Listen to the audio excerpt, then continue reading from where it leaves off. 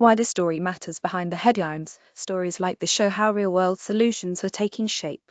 Quick summary: this story highlights recent developments related to fingerprints, showing how constructive action can lead to meaningful results. In South Africa, manufacturers of pineapple juice and other pineapple products discard thousands of tons of pineapple leaves every year, with most ending up in dump sites. The leaves are seen as agricultural waste and usually treated as useless. However, they can be converted into something that solves real-world problems, a powerful resource for both environmental protection and security. This involves turning them into a special kind of nanoparticle. Nanoparticles are very tiny materials, no bigger than 0.0001 millimeters. Would you like to read more good news about fingerprint transform, crime fighting, powder, agricultural, and waste? I'm part of a team of nanomaterial chemists who focus on making new materials from waste like pineapple leaves. We set out to discover if we could turn pineapple leaves into a nanoparticle powder that would adsorb to hold a substance on the surface of a material, forming a thin film copper or Cu from wastewater. We found that it could. Once the pineapple leaf-based nanoparticles had absorbed the copper, they could be ground into a powder that forensic investigators can use to dust for invisible fingerprints. Our research filled a gap. It is the first time that an agricultural waste-derived adsorbent made into nanoparticles has been used to soak up heavy metals from water and then reused afterwards in forensic science at a low cost. A bonus is that pineapple leaves cost nothing. While some are being turned into disposable diapers and others are left on pineapple fields to compost, most are thrown away in landfills or even burned on sites. Transforming the waste into a useful product supports the idea of a circular economy, keeping products in use by reusing and regenerating them as much as possible. Products that clean up the environment and those used in forensic science have traditionally been researched separately. Developing one product that can do both at a low cost is important. Effective and sustainable ways to remove toxic heavy metals from water sources are vital to protect human health and ecosystems, and finding improved ways to uncover invisible fingerprints is crucial in combating crime. Wastewater contains toxic copper ions that flowed into it from industries such as mining, electroplating, and manufacturing. Copper pollution is a well-known problem in South Africa. Sludge often contains very high amounts of copper, and industrial wastewater can also contain copper that is higher than safe limits. Too much copper can harm people's health, causing stomach problems and damage to the liver and kidneys over time. It's also dangerous for aquatic life. Fish and other species can be poisoned by it.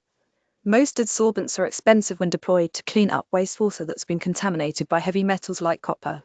Another hidden cost is that this contaminated water can't be used again in industry or agriculture until the copper has been removed. Society is also affected. Polluted water sources undermine public trust in water safety, can trigger community health crises, and use up scarce public funds for cleanups. So a cheap adsorbent really helps. Police and other forensic investigators also need the power of pineapples. They currently use fingerprint powder that contains chemicals which pose potential health risks to the people handling them.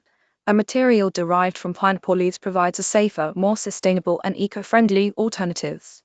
The novelty here is the fabrication of a cheap powder from biomass waste. How we made this discovery: we first coated carbon nanoparticles made from pineapple leaves with zinc oxide. Then we checked how well the nanoparticles could remove copper from water. Our research found that pineapple leaf-based nanoparticles coated with metal oxide, in this case zinc oxide, form a material that sucks up copper in large quantities. The reason the pineapple leaf nanoparticles work so well is because of how their parts work together. The zinc oxides, a NO coating, and the sponge-like carbon structure make a great team. The coating helps the particles grab onto other materials more easily, while the porous, hole-filled carbon gives them lots of surface area to react on. Together they create more spots where chemical reactions can happen and help the materials stick together more strongly, which boosts their overall performance.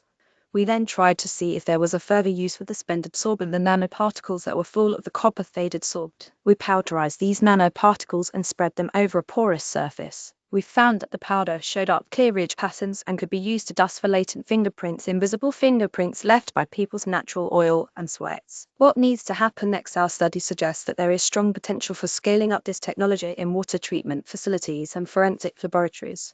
To start this off, research institutions and universities should test the performance of these nanoparticles in municipal or industrial wastewater treatment plants. Longer tests would also show whether the pineapple leaf nanoparticles are cost-effective over the long term. The nanoparticles also need to be tested to see whether they remain stable for a long time in water and don't break down. Forensic laboratories and law enforcement agencies should explore ways of including the spent adsorbent into their work in uncovering invisible fingerprints. Using the spent adsorbent instead of ordinary fingerprint powders could reduce costs.